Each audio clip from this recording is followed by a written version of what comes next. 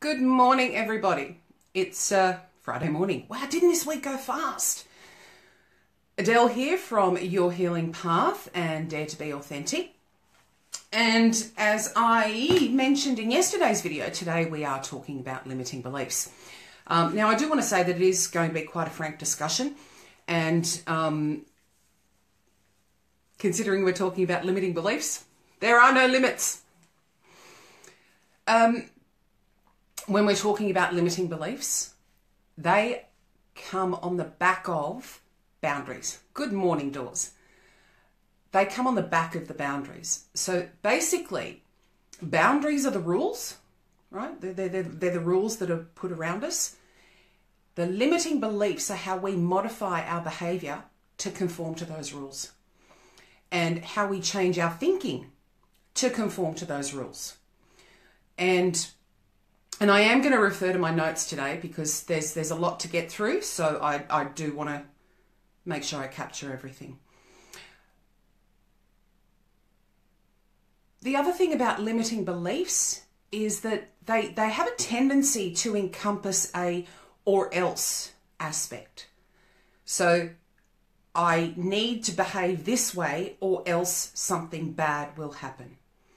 I need to do it this way or else something bad will happen. So now I also again want to just reiterate that when I come to you guys with these topics, it is very broad and very generic sense of how it's addressed. It's to give you a little bit of an insight, a little bit of an idea on what the topic is about, because it's completely, it's not completely different, but everyone's circumstances are completely different. So an event that may have affected you one particular way will affect someone else a completely different way. So when I address these issues, it is from a very generic, broad point of view. Okay, so I just want to establish that up front. Good. Now, I did say that this was going to be a frank discussion. And the reason I wanted to clarify that is that, to my mind, there's probably 4 areas where limiting beliefs play the biggest part. And they are to do with money, to do with sex, to do with gender, and to do with success. So much of what we stop ourselves from doing with the limiting beliefs are encompassed in those 4 issues. And there may be offshoots with other things, of course, yes, race, religion, all of that sort of thing. But they kind of come down to those 4 things. So when we're talking about limiting beliefs around money, which, you know, it's not the issue that gets the most attention, and I'll tell you why in a second, but it is the issue that people are more willing to talk about. So limiting beliefs around money are things like, you know, you're not worthy to have financial success. That's huge. That's a really big one. Other things like, look, for myself personally, when I have seen people with a lot of money, I generally don't like the person that they are. So the limiting belief that I had to overcome for myself is that it's okay to have money. It's okay to make money. It doesn't make me a bad person. And it's this in particular affects a lot of people. And it's one of the biggest success blockers that I encounter on a fairly regular basis. The other aspect of the limiting beliefs around money is being poor is more worthy than being wealthy. I can't even go into that. I can't, because it's such a strongly ingrained aspect of so many people's lives that the derivative of it just goes way back. So, but that is a really big one, you know, that you are a more worthy person if you don't have money. Big one. By far, though, the limiting beliefs that affect people the most are around sex and are around gender. And they're kind of entwined, but I will address them separately. So many of the limiting beliefs around sex are that we're not supposed to feel that way. We're not supposed to want certain things sexually. We're not supposed to do so many things. And they become limiting beliefs. You know, things like good girls don't. Which is ridiculous. Absolutely ridiculous. The other thing is that, you know, we've sort of somehow gotten to the point where it's taboo to talk about sex. It's taboo to ask for what you want. And again, limiting beliefs. Then we go into gender from that. You know, I will purely cite the classic stereotypes of limiting beliefs when it comes to gender. With men, the limiting belief, the stereotype that I believe that a lot of men are raised to believe and unfortunately then carry through for the rest of their lives is that they're not allowed to be emotional. They're not allowed to express emotion. And if they do, then that's a sign of weakness. That's a crock. It's a crock. Men and women alike, anyone who can display their emotions, in my book, brave as. The furthest thing from weakness you could ever consider. My opinion. When it comes to the classic stereotype and limiting belief for women, and this has only come out in the last few decades, is that we are supposed to be strong all the time. We are supposed to be super women. We're supposed to have the job, the kids, the everything, and keep it all together and never crack. Limiting belief. Such a limiting belief. Now, I'm all for empowerment, but I believe that empowerment is not a gender thing, it's a person thing. So if you know, as a woman, you want to go out there and you want to do the full-time work and look after the kids and be the superwoman, by all means, do it. But don't let it stop you actually, don't let it stop you being a woman.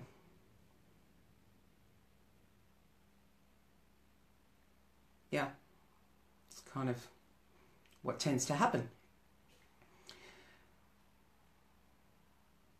The next part of limiting beliefs is really around success. Again, tied in with money. You know, limiting beliefs around money. I don't deserve to be successful. I'm not good enough to be successful. How many of these things that I'm saying are ringing true for you? If you're watching this, comment, please, let me know. Because all of these things are limiting beliefs based on boundaries that were put on you, that you adopted, that you self-imposed as a result of either your upbringing, your religion, your race, and based on people's reactions to your behaviour. I know, Dawes. Same. I have seen people break through boundaries, and I have helped people break through limiting beliefs. It's, you know, breaking through boundaries, you know, breaking the rules of how you've been told you're supposed to live is is a walk in the past compared to smashing out the smashing out the limiting beliefs and becoming your authentic self and living true to who you are. But as I said in the boundaries video, at least start. At least start and look at what you're currently experiencing and think about what you want instead. So,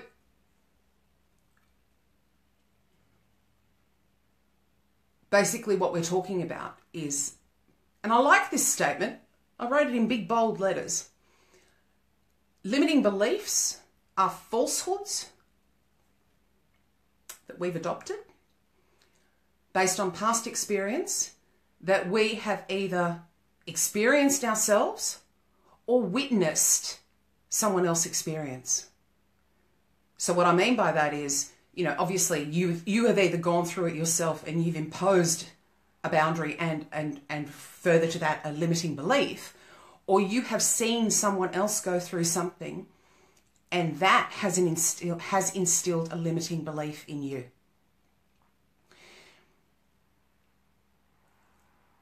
When we're looking at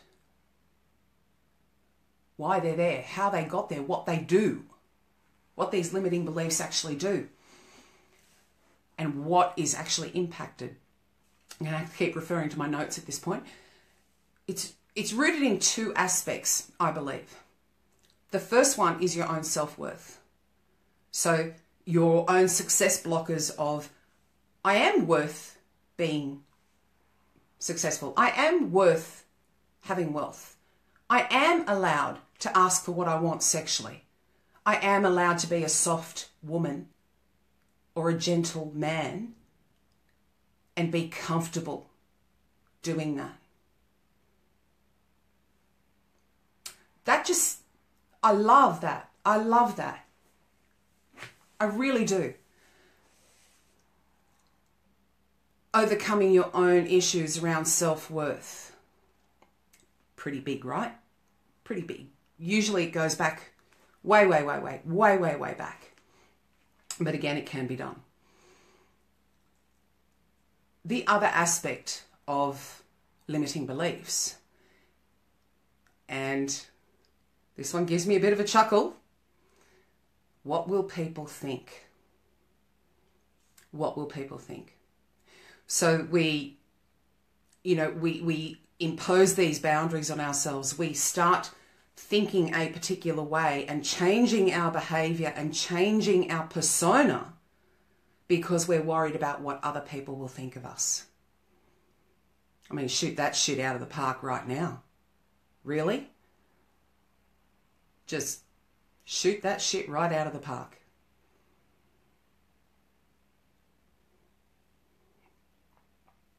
And I won't say anything more about that. Basically, they are the two internal and external influences when it comes to limiting beliefs. The internal aspect being your own self-worth, the external aspect being what will people think. So how do we overcome it? How do we overcome limiting beliefs? How do we break through boundaries and then address our own behaviors so that we can overcome these limiting beliefs? The first step is addressing the external aspect of it, because that's actually the easiest thing to do. Address the external aspect. If you understand and believe that you have a limiting belief around any of your behaviors, the first thing to do is look at it, remove the aspect of what are people going to think, and then think about what you actually want instead. So if no one else's opinion mattered about your behavior, about your desires, about your needs,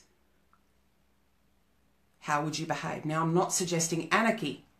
Again, addressing these topics is very, very broad-based and designed to let you think about how you can start changing your own life. Okay? So I'm not talking about, revolution and anarchy and all of that sort of thing. Okay?